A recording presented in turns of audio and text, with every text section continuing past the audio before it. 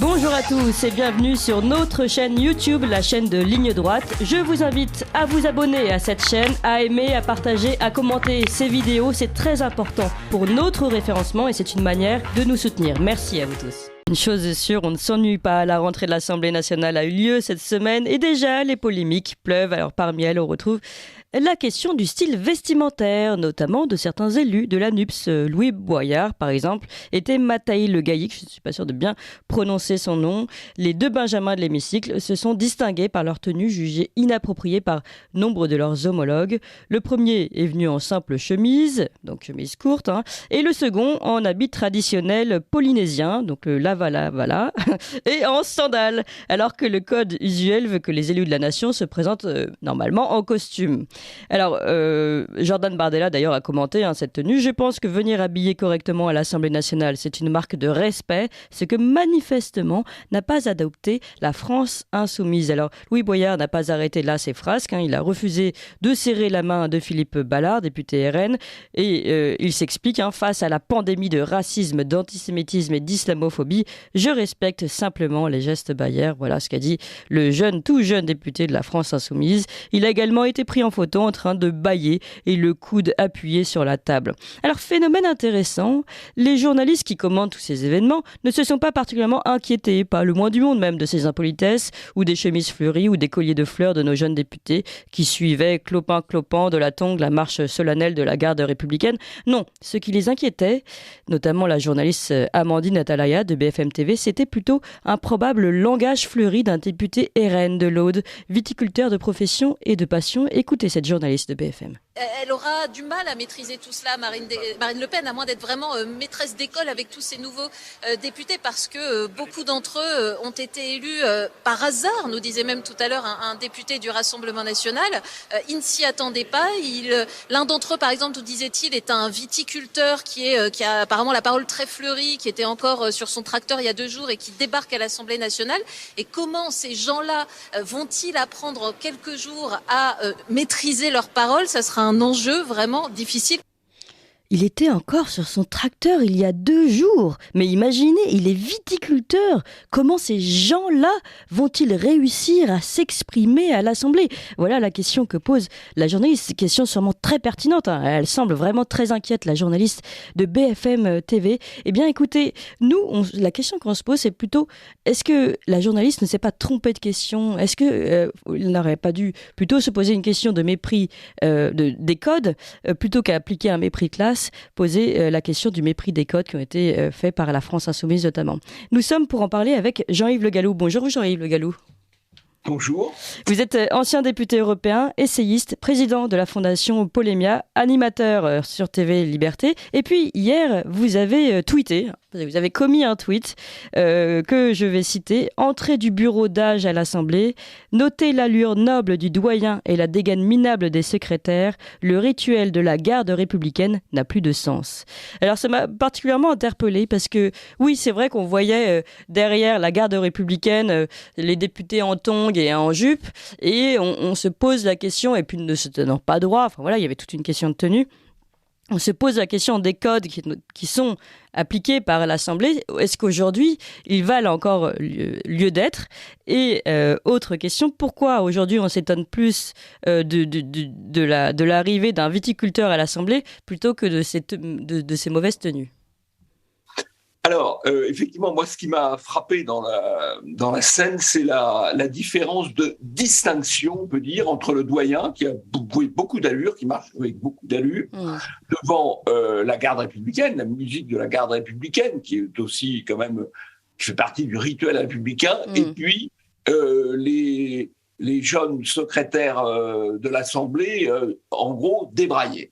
Alors, la question qui est posée, c'est la tenue. Alors, c'est aussi effectivement le respect de l'institution, parce que l'Assemblée nationale est une institution ancienne qui a ses règles. Quand on arrive nouveau député à l'Assemblée nationale, on arrive dans une institution qui a déjà des règles, notamment le règlement. Et en l'occurrence, cette affaire de tenue ne dépend pas directement du règlement, mais d'instructions du bureau. Et il y a effectivement une instruction du bureau qui prévoit, du bureau de l'Assemblée nationale, à son article 9 que la tenue vestimentaire adaptée par les députés dans l'hémicycle doit rester neutre et s'apparenter à une tenue de ville. Alors évidemment, on peut dire que le mot s'apparenter à une tenue de ville est moins précis que ce que pouvait être le règlement de l'Assemblée nationale, bien ne serait-ce qu'une vingtaine d'années, où les choses étaient beaucoup plus strictes. Mais enfin, s'apparenter à une tenue de ville, ce n'est pas, me semble-t-il, arriver en tenue de plage, parce que vous êtes assez gentil en disant c'est la tenue polynésienne. Bon. C'était leur défense, je tiens à le dire, parce qu'il y a eu une polémique, donc ils ont dit je viens avec mon vêtement traditionnel. Oui, alors écoutez, permettez-moi de vous dire, ce député, il s'appelle Tematoy Le Gaïuik. Oui. Le Gaïuik, donc il doit avoir des origines bretonnes, peut-être aussi, pas seulement polynésiennes. Il aurait pu venir en chaperon. Et puis, moi, il se trouve que j'ai croisé dans un restaurant le jour même un des députés nationalistes corses. Il n'était pas avec son âne et son fusil et son bonnet. Il était en costume avec une cravate. Ce qui est quand même la tenue adaptée, non seulement pour aller siéger à l'Assemblée nationale, mais en plus lors d'une rentrée solennelle. Je crois que là, il y a une espèce de rupture, il y a une volonté de rupture avec les traditions. Et pourquoi ça ne choque pas les journalistes, ou ça choque peu de journalistes? Parce qu'au fond, la rupture avec les traditions, c'est le nouveau conformisme. Donc ces jeunes secrétaires sont des rebelles de bac à sable. Et concernant alors la deuxième, avant qu'on aille dans le fond finalement de l'importance des codes et du respect des codes, si vous voulez bien aller aussi du côté de la remarque de la journaliste Amandine Atalaya, qui elle s'est inquiétée du langage fleuri d'un député, tout simplement parce que c'est un vigneron, un viticulteur, et qu'il était sur son tracteur 2 jours auparavant.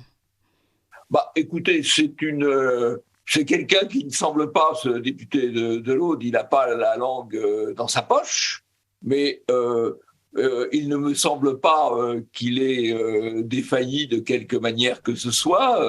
D'abord, c'est assez sportif de s'occuper de sa vigne, ce qui est une activité tout à fait noble, avant d'aller siéger. Et puis, il n'a pas, me semble-t-il, encore, entre guillemets, pour employer le vocabulaire, la novlangue des médias de grand chemin et de BFM TV, il n'a pas dérapé. Non, il n'a pas la langue dans sa poche, c'est tout. Voilà. Et c'est alors la question d'ailleurs n'est pas de savoir quelle est l'origine sociale des nouveaux députés. C'est vrai que ceux parmi lesquels il y a le plus de députés d'origine modeste, c'est le Rassemblement national. C'est pas une question. La question, c'est de savoir comment ils vont remplir leur mandat, comment les autres députés vont remplir leur mandat, et ça dépend davantage de leur tempérament, de leur formation, de leur qualité humaine que de leur origine sociale. D'ailleurs, les mêmes se sont littéralement roulés par terre de joie à l'idée qu'il y avait une femme de ménage d'origine africaine qui parlait quand même un français d'ailleurs quand même relativement approximatif, si je puis me permettre, qui avait été élue du côté de la NUPES. Alors là, ça c'est très bien. Ça, c'est très bien. Une femme de ménage d'origine africaine du côté de la NUPES, même si elle parle un français, encore une fois, approximatif, ça, c'est très bien. Mais alors, un viticulteur élu par le Rassemblement national, par les électeurs du Rassemblement national, alors ça, vraiment, c'est inquiétant. Mais c'est ce qui est particulièrement intéressant en fait dans cette information qui peut paraître un petit peu anecdotique comme ça. Finalement, on voit là donc un mépris de classe clair. Je précise aussi qu'il y a 2 Kevin qui sont arrivés à l'Assemblée nationale. Et il y a eu un article dans Le Point assez amusant à ce sujet. Les Kevin tiennent-ils enfin leur revanche? Voilà, 2 Kevin, le Kevin Pfeffer et Kevin Mauvieux, 2 Kevin du Rassemblement national et nouvellement député du Rassemblement national, et qui explique que c'est vrai que Kevin a toujours, ce prénom a toujours été l'objet de discrimination, puisqu'il est malheureusement classé comme étant une classe populaire, et finalement cette discrimination existe en France. Et populaire blanche, ce qui est mal vu. Exactement. Voilà. Exactement. Et cette population populaire, cette classe populaire, elle se plie au code de l'Assemblée nationale car elle souhaite s'intégrer. Et ce qui est intéressant, c'est qu'on voit ici toute l'importance finalement d'un code ou d'un uniforme, c'est que finalement elle permet l'assimilation de tous, peu importe les classes et les origines. Et donc la classe populaire ici souhaite s'y plier, tandis que certains revendiquent le fait de casser ce code-là. Et c'est là où on trouve toute l'importance encore une fois d'un code, et je pense que c'est pour ça qu'il faut plus que jamais défendre ces traditions à l'Assemblée nationale, non ? Absolument, mais je pense que symboliquement c'est très très fort, très très fort. Et encore une fois, la photo ou la vidéo de l'entrée solennelle, puisque l'entrée du président de l'Assemblée nationale, du doyen d'âge le premier jour, du président les autres jours, c'est la traversée d'un grand couloir d'une 50aine de mètres, peut-être même davantage, entre l'hôtel des Lacets et le palais de l'Assemblée, avec la garde républicaine. C'est quelque chose qui a beaucoup de gueule, enfin, c'est fort, c'est du cérémonial. Alors, c'est du cérémonial, tout à fait. On nous parle tout le temps de la République, la République, la République. Ça, en l'occurrence, c'est du cérémonial républicain. Voilà. Oui, non mais tout à fait. On a bien compris l'importance aussi de ces codes, et puis le mépris de classe. Plus que finalement aujourd'hui le mépris de classe, c'est peut-être le dernier racisme en fait qui est autorisé en France, celui contre une classe populaire plus que contre certaines communautés. Jean-Yves Le Gallou. Absolument, absolument. Vous savez, de toute façon, faut pas se faire d'illusions. Les discriminations, les distinctions, ça existe dans les sociétés. C'est inévitable et c'est même sans doute souhaitable. Alors si on en élimine certaines ou qu'on en condamne certaines, on en rétablit d'autres.